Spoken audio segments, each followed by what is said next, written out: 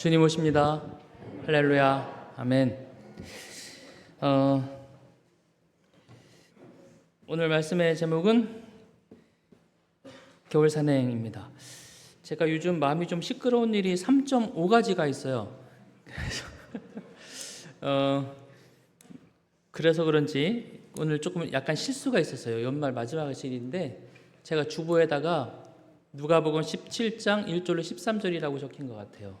근데 제가 방송팀에게 보내준 그 교동문은 누가복음 16장 1절로 13절이었는데 그래서 방송팀에서는 이거 준비해 놓고 있었는데 또 17장이라고 하니까 급히 성경절 드느라고 약간 실수가 있었습니다. 그래서 누가복음 16장 1절로 13절 다시 한번 교독해 볼까요? 제가 먼저 읽을게요. 또한 제자들에게 이르시되 어떤 부자에게 청지기가 있는데 그가 주인의 소유를 낭비한다는 말이 그 주인에게 들린지라.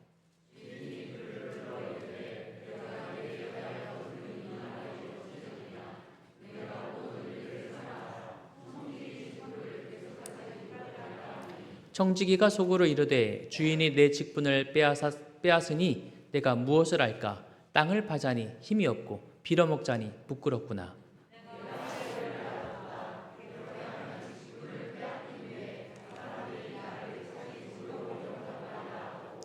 주인에게 빚진 자를 일일이 불러다가 먼저 온 자에게 이르되 내가 내 주인에게 얼마나 빚졌느냐?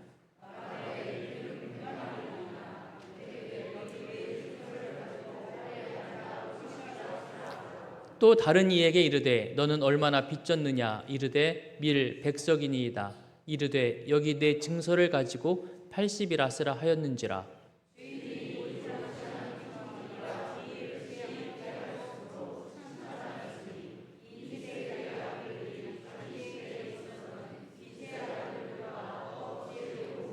내가 너희에게 말하노니 불의의 재물로 친구를 사기라. 그리하면 재물이 없어질 때에 그들이 너희를 영주할 처소로 영접하리라.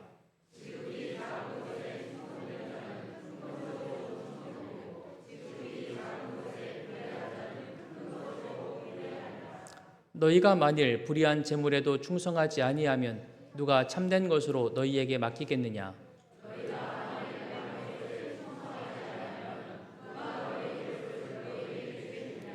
집 하인이 두 주인을 섬길 수 없나니 혹 이를 미워하고 저를 사랑하거나 혹 이를 중히 여기고 저를 경히 여길 것임이니라. 함께 읽겠습니다. 시작.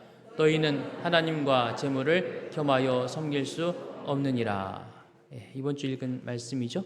성만찬 예식이 2부에 있기 때문에 일부 말씀 시간을 조금 빨리 해야 돼서 오늘 한 가지 메시지 나누고 성만찬 예식을 시작하겠습니다. 사실 성경에 있는 비유 가운데 제일 어려운 비유예요. 이 사람이 왜 지혜로운 사람이지? 사실 이 사람은 이 비유의 제목처럼 이 청지기는 지혜로운 청지기입니까? 불의한 청지기입니까? 불의한 청지기예요. 정말 못됐어요. 본래도 주인의 재물을 요리조리 빼먹는 그런 못된 청지기예요. 주인에게 들켰잖아요. 그래서 주인이 이 사람을 해고시키려고 하니까 생각해보니 내 여기서 쫓겨나면 빌어먹자니 부끄럽고 일을 하자니 힘도 없고 어떻게 할까 고민하다가 생각해낸 게 뭐 하자고요? 빚을 탕감해 주는 거예요. 이게 자기 돈입니까? 주인 거잖아요. 그런데 자기 마음대로 100석 빚진 사람에게 80석이라고 하고 50석이라고 하고 밀 100석 빚진 사람에게는 80이라고 쓰라고 하고 마음대로 고치라는 것입니다. 그러니 사람들은 얼마나 좋아요. 그렇죠? 빚을 탕감해 주니 사람들은 굉장히 좋아요. 주인의 입장에서 보면 이 청지기는 정말 주인의 자산을 계속 갉아먹는 못된 청지기입니다. 이러는 사람이 여러분 직원이라면 어떻게 돼요? 당장에 더 화를 내면서 해고해야죠. 그런데 주인은 8절에 이렇게 말했다라고 예수님은 이야기하십니다. 주인이 이 옳지 않은 청지기가 이를 지혜롭게 하였으므로 칭찬하였으니 이 세대의 아들들이 자기 시대에 있어서는 빛의 아들들보다 더 지혜로움이니라. 의롭다는 얘기는 아니에요. 이 사람이 착하고 그런 얘기는 아니야. 이 사람 여전히 불의한 청지기이긴 해. 그러나 이 사람이 지금 하는 행동을 보면서 예수님은 뭐라고 평가하셨는가 하면 뭐하다? 지혜롭다라고 평가하시는 거죠. 여러분, 왜 이 사람이 지혜로운 사람일까요? 이해가 안 가요. 제가 전에는 이 본문으로 설교를 하면서 어떤 설교를 했었는가 하면 이 사람은 적어도 자신의 미래에 대해서 준비할 줄 아는 사람이었다, 이런 내용을 한번 설교를 한 적이 있더라고요. 그런데 이번 주에 말씀을 읽으면서 다시 한번 이 본문을 곰곰이 생각하다가 이 사람을 예수님이 칭찬하신 이유가 단지 준비 때문이 아니다. 우리는 물론 준비해야 됩니다. 직장에 쫓겨나면 준비해야죠. 우리는 무엇을 하든지 미래를 위해서 준비합니다. 그런데 이 사람도 준비했어요. 그런데 이 사람이 칭찬받은 진짜 이유는 단지 준비 때문이 아니라 그 준비가 무엇이었냐는 거죠. 예수님은 이렇게 그가 칭찬받는 이유를 이야기하십니다. 9절 같이 읽겠습니다. 시작. 내가 너희에게 말하노니 불의의 제물로 친구를 사기라. 그리하면 없어질 때에 저희가 영원한 처소로 너희를 영접하리라. 다 없어져도, 직장도 쫓겨나고 살 궁리 방법도 없어지고 정말 아무것도 없어질 때라도 이 사람은 영원한 처소를 위하여 준비하는 하나의 모델이 되었다는 것입니다. 영원한 처소를 위하여 이 사람이 준비한 게 뭐냐? 여러분 생각해 보세요. 내가 내일 당장 직장에서 쫓겨나게 생겼어요. 예? 근데 지금까지도 뭐 해왔다고요? 주인의 돈을 야금야금 빼먹었잖아요. 자, 그렇다면 내일 내가 쫓겨나게 생겼어. 그럼 내가 오늘 해야 될 일이 뭘 것 같아요? 왕창 빼먹는 거지. 쫓겨날 때를 대비해서 돈을 더 많이 챙겨놔야지. 그러면 진짜 나쁜 정직이에요. 근데 일반적으로 그동안 돈을 갈취하던 정직이라면 이 순간에 내가 내일을 위해서 더 많이 뭔가를 만들어내겠다, 이렇게 하는 게 정상일 수 있어요. 그런데 이 사람은 전혀 다른 방법을 생각했다는 거죠. 그게 뭐냐? 자신의 미래를 위하여 이 사람이 한 것은 불의의 제물로, 불의의 제물이라는 거 뭐예요? 자기 제물이 아니야. 주인의 제물이야. 그걸 마음대로 쓰면 안 돼. 그래서 불의의 제물이긴 한데, 그런데도 칭찬받는 이유는 그 불의의 제물로 뭐 했다? 그래서 칭찬받은 거예요. 뭐 했다고요? 친구를 사겠다는 거예요. 그리고 주님은 말씀하시는 것입니다. 친구를 사귄 그것이야말로 이 사람이 자신의 미래를 위하여 준비할 수 있는 것 가운데 가장 훌륭한 준비였다는 거죠. 글쎄요, 돈의 관점에서 생각하니까 주인이 그래도 이게 칭찬할 만한가? 그러나 주인이 칭찬한 이유를 실물교는 이렇게 말하고 있습니다. 비유에 나오는 종은 장례를 위하여 아무것도 준비하지 않았다. 그 종은 다른 사람의 유익을 위하여 쓰도록 맡겨주신 선물을 자기 자신을 위하여 사용했다. 지금까지 그래왔다는 거죠. 그는 현재만을 생각해 왔어요. 청지기 직분을 빼앗기게 되었을 때 그는 제 것이라고는 하나도 없었다. 그러나 그의 주인의 재산이 아직 자기 수중에 있었으므로 그는 그것을 사용해서 자신을 위하여 장래의 궁핍에 대처하기로 결심했다. 그는 이 일을 이루기 위하여 새로운 방법을 사용하지 않으면 안 되었다. 그는 자신을 위하여 주인의 재물을 떼어 놓는 대신에 다른 사람에게 나누어 주는 방법을 선택했다. 전혀 다른 방법을 선택한 거예요. 이런 전혀 새로운 방법. 뭘 준비해 놓는 것? 사람을 준비하는 것. 여러분, 우리의 미래에 가장 필요한 게 뭘까? 우리가 가지고 있는 것을 가지고 준비하고 베풀고 나누어 준다면 우리가 무엇을 위해서 해야 될까? 오늘 주님은 우리에게 이 마지막 안식일에 말씀하십니다. 사람을 위해서 일해라. 사람을 얻는 것이 재산이다. 눈이 왔어요. 오늘 아침에 살짝 눈이 내렸어요. 그죠? 그래, 많이 쌓이면 어떡하나 그랬는데 다행히 살짝 쌓였어요. 제가 며칠 전에 우리 집사람하고 그런 얘기 했습니다. 만약에 내가 은퇴할 때에 누군가가 목사님 목회하면서 누가 제일 고마웠어요? 라고 말하면 눈 온 날 안식일 아침에 일찍 와서 눈 쓰는 분 이라고 말할 거야 라고 대답을 했었는데 왜냐하면 안식일 아침에 눈이 오면 굉장히 바빠요. 근데 오늘은 다행히 살짝 왔는데 얼마 전에 첫눈이 굉장히 많이 왔죠. 눈이 내리면 제 마음이 어디를 향하는가 하면 여기를 향합니다. 설악산을 향해요. 이 그림이 먼저 나왔는데 며칠 전에 그래서 겨울산 영상을 이렇게 보는데 산 타는 제이슨이라는 유튜버가 있어요. 산을 타면서 영상을 찍는 유튜버인데 그 사람이 겨울산 이야기를 하면서 겨울산에 갈 때는 잘 준비해야 됩니다. 뭐 준비해야 돼요? 장갑도 준비해야 되고 아이젠도 준비해야 되고 또 이게 뭔지 아세요? 스패치라고 하는 거예요. 이렇게 신발 속으로 눈이 들어가지 않도록 발목을 도는 스패치도 준비해야 되고 이건 뭐예요? 귀마개도 준비해야 되고 이것저것 준비할 것을 쭉 이야기해요. 그러면서 이렇게 한마디 더 합니다. 그런데 설악산처럼 험한 산에 가려면 초보자는 이것 외에 반드시 하나가 더 있어야 된다는 거예요. 그게 뭘까요? 물론 스틱도 있고 몇 가지 다 얘기했어요. 맨 마지막에 제일 중요한 거 혼자 가지 마라.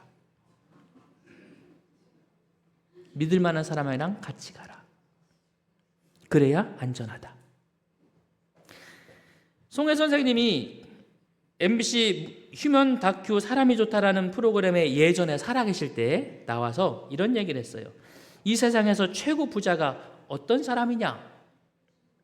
그리고 대답하기를 사람 많이 아는 사람이 최고 부자인데 그 사람이 송혜다 그 말이야. 이렇게 말했어요. 누가 부자라고요? 사람을 많이 아는 사람. 즉 사람이 재산이다 그 말이에요. 스티븐 코비라는 사람은 성공하는 사람들의 7가지 습관이라는 유명한 책을 쓴 사람인데 그 책에서 성공하는 사람들의 여러 습관들을 이야기하는 가운데 이런 얘기를 했어요. 성공하려면 먼저 목표 설정을 명확하게 해야 된다. 그렇죠? 예를 들면 아까 말한 것처럼 설악산에 가야겠다. 그럼 두 번째 뭐 해야 되냐면 계획을 세워라. 아까 말한 것처럼 이것도 준비하고 저것도 준비하고 버스는 어떻게 할 거 계획을 쫙 세워라. 거기서 끝나면 돼요, 안 돼요? 안 되죠? 마지막 뭐 해야 돼요? 실행에 옮겨라. 실행에 옮겨라. 버스를 타고 가야 돼요. 그런데 이 모든 관계들 속에서 항상 필요한 게 뭐냐면 뭐가 필요하다고요? 관계가 필요하다. 설악산을 갈 때도 이런 준비들을 하는데 예를 들어서 이런 마터오른 같은 4,000m가 넘는 산이지 않습니까? 이런 데 간다고 생각해 보세요. 그러면 어떻게 해야 돼요? 목표 설정하고 계획하고 실행을 하는데 반드시 관계가 있어야 돼요. 예를 들어서 목표 설정을 해요. 누구랑 관계가 좋아야 제가 마터오른에 갈 수 있을까요? 우리 집사람이랑 관계가 좋아야 돼. 안 그러면 못 가게 할 거야. 계획을 잘 세워야 돼요. 그런데 설악산 정도면 저 혼자 계획을 세울 수도 있겠지만 이런 데 가려면 저 혼자 계획 세울 수 있어요? 없어요? 없어요. 적어도 어몽길 대장은 자문을 구해야 돼요. 실행해요. 누구랑 같이 가야 돼요? 같이 가야 돼요. 모든 일들에 있어서 그 일이 더 어렵고 힘든 일일수록 그리고 고달픈 길일수록 우리는 성공하기 위하여 반드시 누가 필요하다? 사람이 필요해요. 그래서 오늘 하나님의 화해부인도 또 예수 그리스도도 오늘 이 비유를 통해 우리에게 말씀하시는 것입니다. 이 불의한 정치가 인생에서 정말 위험한 순간에 처했을 때 그 사람이 생각한 가장 지혜로운 방법이 뭐냐면 나에게 지금 더 많은 돈을 모아놓는 것이 중요한 것이 아니라 한 사람이라도 더 내 편의 사람을 만드는 것이 더 중요하다고 생각했다는 것. 그래서 지혜롭다는 거죠. 여러분에게는 그런 지혜로움이 있으십니까?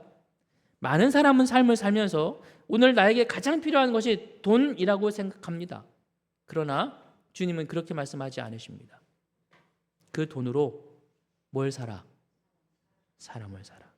미래를 위한 가장 효과적인 투자는 사람에 대한 투자다. 기억하시게 되기를 바랍니다. 그래서 이 불의한 정치기가 그렇게 자신의 재물을 마구 이렇게 사람들에게 탕감해 주는 것을 바라보면서 주인이 저 뒤에서 그 불의한 종이 하는 걸 보면서 뭐 하고 있어요 지금? 빙그레 웃고 있어요. 그 이유가 있습니다. 실물교훈에 보니까 이렇게 기록되어 있었습니다. 같이 읽어볼까요? 시작. 실생활에 필요한 재물 이상의 것은 인류에게 선을 베풀고 복을 끼쳐주기 위하여 사람들에게 위탁된 것이다.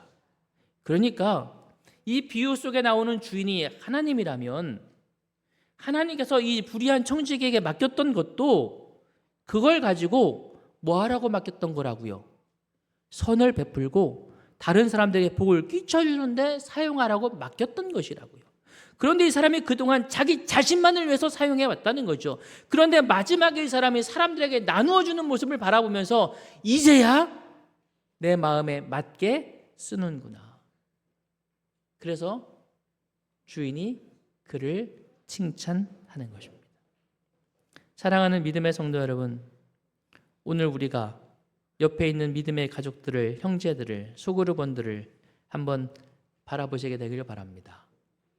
내 삶에서 가장 중요한 사람이 바로 함께 있는 오늘 이 사람들이라는 사실을 기억하시게 되기를 간절히 바랍니다. 사람이 가장 중요합니다. 그리고 우리 주변에 있는 사람들을 바라보시게 되기를 바랍니다. 주님은 여러 번 이렇게 말씀하셨습니다. 너희 소유를 팔아 부재하라. 나눠주기를 좋아하며 동정하는 자가 되게 하라. 잔치를 배설하거든 차라리 가난한 자들과 병신들과 저는 자들과 소경들을 청하라. 흉악의 결박을 풀어주며 멍해의 줄을 끌어주며 압제당하는 자를 자유케 하며 모든 멍해를 꺾어 주어라.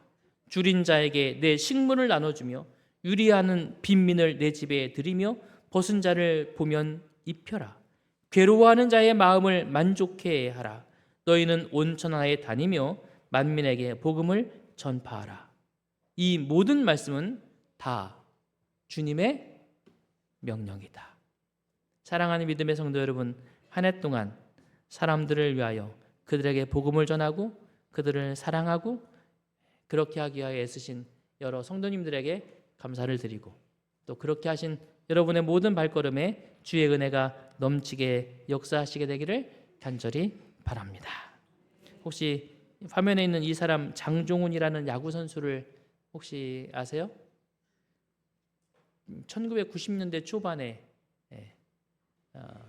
굉장히 유명했던, 화면에 보는 것처럼 타석 1위, 타격 1위, 홈런 1위, 타점 1위, 그다음에 최다 안타 1위, 그다음에 장타율 1위. 장타율 1위는 4년 동안 1위였어요. 4년 동안 장타율 1위를 한 사람이 아직까지도 없어요.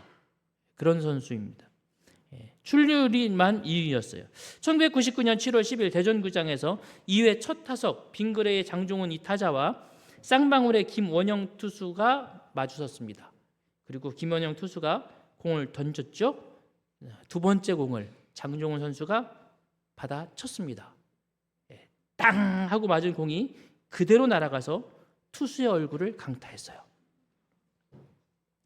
투수가 얼굴에 피를 흘리며 그라운드에 쓰러졌습니다. 그때 장종훈 선수는 1루로 뛰어가야 되는데 뛰어가지 않았어요. 투수에게 달려갔습니다. 그래서 그는 출루하지 못하고 아웃당했어요. 그는 1루로 뛰어갔다가 돌아와서 투수를 살펴볼 수도 있었을 것입니다. 그러나 그는 그렇게 하지 않았어요. 아웃을 당할 것을 뻔히 알면서도 그는 투수를 찾아가 일으키고 그의 피를 닦아 주었습니다. 기자들이 물었어요. 왜 그렇게 하셨습니까? 그가 이렇게 대답했습니다.